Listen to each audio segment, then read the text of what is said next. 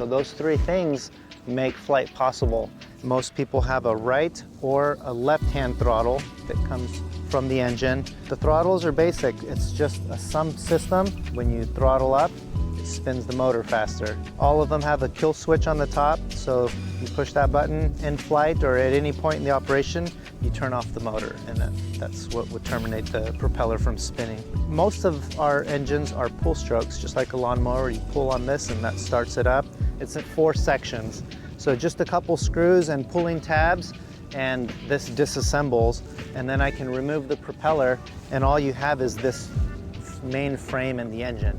And I've actually traveled with 3 paramotors and a dog and a family of 5, all in a minivan, and we'll go down to Mexico and fly along the beach.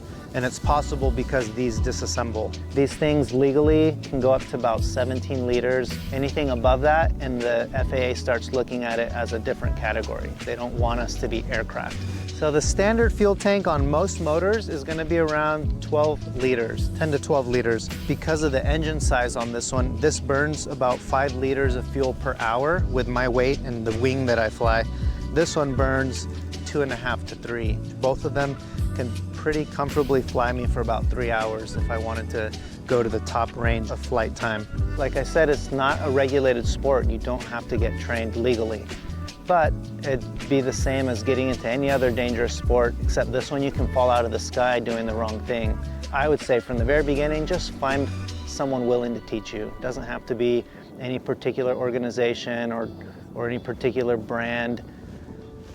These harnesses are surprisingly comfortable. You can't really tell, especially with this one right now, but when the system is down, this tucks behind you, and so you stand completely in a straight position with the harness.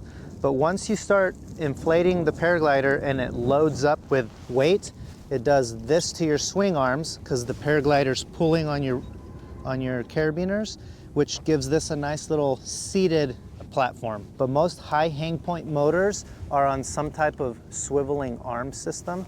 As you can see, both of these are low hang point systems.